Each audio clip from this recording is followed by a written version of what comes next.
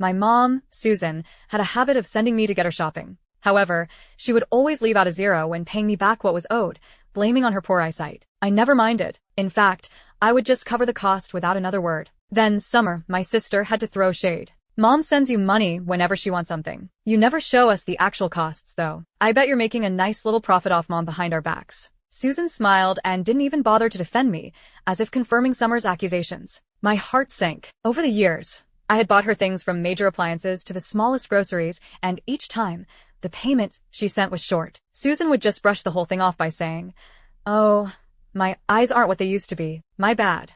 I had poured hundreds of thousands into her expenses, only to end up with a reputation as a thief who cheated her own family. When Susan sent me money for the New Year's Eve catering, I simply booked food that fit the budget she paid for. An awkward silence hung over the room. The people at the dinner table simply stared at the food spread with a mix of emotions. I urged, "Don't just sit there. Dig in." My mother, Susan Bridget, pulled a grimace, holding back an outburst only because others were present. Swallowing her rage, Susan asked, "Is this all of it? Push the waiting staff to hurry up and serve the rest." "This is everything," I replied indifferently before turning to the rest of the family. "Eat up before the food gets cold." Thud.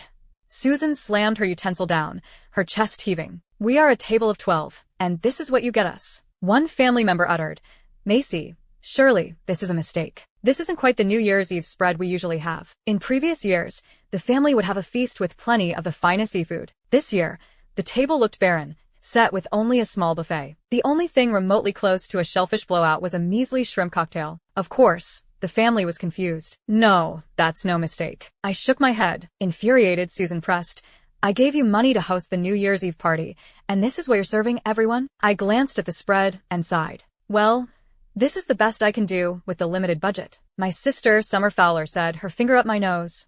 "Who are you kidding? I know for a fact that Mom wired you $4,000 for the catering. I doubt there's even $500 worth of food here. Did you pocket the rest? I know that you're always finding excuses to buy things for Mom and overcharge her for the errands, but you've gone too far this time." Following the statement, the family gave me looks filled with judgment. Susan said, "Normally, I'd let this behavior slide, but it's not every day that we get to be together with family. Do you think this is appropriate?" My little cousin, Leon, started to throw a tantrum. "Dad, where's the crab? Didn't you say we'd be getting a seafood boil?" Aunt Tanya uttered accusingly, "Macy, this kind of behavior is beneath you. How can you do such a thing?" The rest of the family voiced their criticism. Susan jumped in. "That's enough of this fiasco. Go and fix this with the catering, and that'll be the end of the matter." Taking her cue, the other family members told me to keep the peace and restore the spread to its usual standard. However, I didn't budge it. I replied curtly, "That's not happening." What do you mean by that? Susan raised her voice. I turned to her. "Have you forgotten